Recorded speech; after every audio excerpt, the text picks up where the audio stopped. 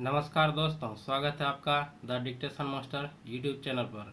दोस्तों, आज का डिक्टेशन होगा 100 शब्द प्रति मिनट हिंदी डिक्टेशन। स्टार्ट होगा 5 सेकेंड बाद। स्टार्ट। न्याय व्यवस्था से लोगों की शिकायतें बहुत पुरानी हैं, क्योंकि अतीत में राजशाही, तानाशाही और सामंती सत्ताएं न्याय के नाम पर अन्याय ही करती रही।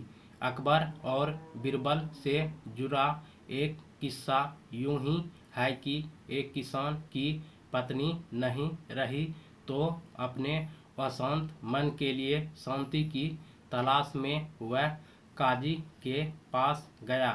काजी ने दरगाह जाने की सलाह दी तो उसने जीवन भर की अपनी गाढ़ी कमाई आशंका से काजी की सुरक्षा में छोड़ दी कि दरगाह के रास्ते में वह चोरी न हो जाए। कुछ दिनों बाद जब वह दरगाह से लौटकर आया और उसने अपनी काजी से अपनी थैली वापस ली, घर जाकर उसने पाया कि थैली में सिक्के की जगह पत्थर हैं। इस बारे में पूछने पर काजी भड़क उठा और धमकाने लगा कि इस झूठे इल्जाम के लिए वह उसे बख्शेगा नहीं। बात बीरबल तक पहुंची तो उन्होंने किसान को न्याय दिलाने का उपाय सोचते सोचते अपने नौकर को एक फटा कुर्ता देकर उसको इस तरह रफू करा लाने को कहा कि किसी को बीरबल के पूछने पर रफूगर की जानकारी दी। 2 दिनों बाद पीड़ित किसान और काजी अकबर के दरबार में पेश हुए।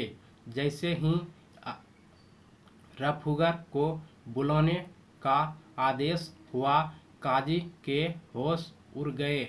डर के मारे उसने बता दिया कि थैली में सिक्के देखकर वह लालच में पड़ गया था और सिक्के निकाल कर उसने थैली में पत्थर भरे और उसे रफू कराकर पहले जैसा बना दिया।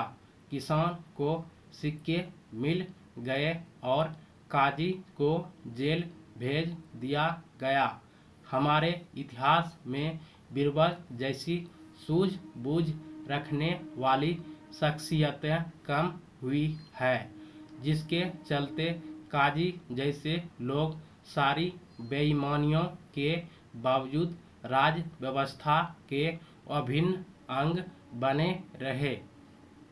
बीच बीच में लोगों को इंसाफ दिलाने के जहांगीर जैसे अजीबोगरीब प्रयोगों की भी कहानियाँ आती है। कहा जाता है कि जहांगीर रियाया की शिकायतें खुद सुना करते थे।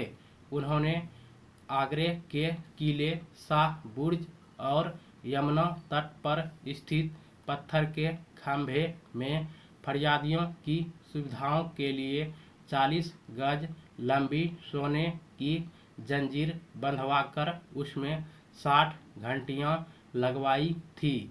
अन्याय से पीड़ित कोई भी व्यक्ति किसी भी समय न्याय की इस जंजीर को खींचकर गुहार लगा सकता था।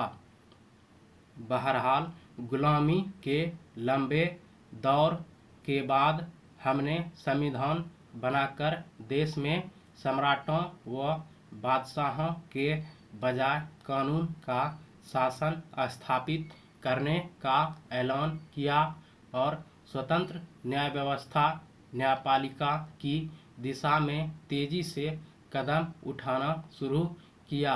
यह उम्मीद बंधी कि अब अदालत बदलेंगे और पीड़ितों को वास्तविक न्याय मिल सकेगा। न्याय की ऐसी प्रणाली स्थापित होगी जिसमें न्याय होना ही नहीं, होता हुआ दिखना भी जरूरी माना जाएगा। कुछ दिन पहले राष्ट्रीय विधिक सेवा प्राधिकरण की ओर से आयोजित एक बैठक में सुप्रीम कोर्ट के प्रधान न्यायाधीश एन.वी. रमन्ना ने बताया कि देश की बड़ी आबादी के लिए न्याय तक पहुंच अभी भी सपना है। बहुत कम लोग ही इंसाफ मांगने अदालतों तक पहुंच पाते हैं और शेष आवश्यक माध्यमों, साधनों व जागरूकता के अभाव में मूक रह जाते हैं। कहना चाहिए, घुटते हुए नाइंसाफी की पीड़ा सहते रहते हैं। धन्यवाद दोस्तों। इस तरह का डिक्टेशन डेली प्रैक्टिस करने के लिए चैनल को सब्सक्राइब कर सकते हैं।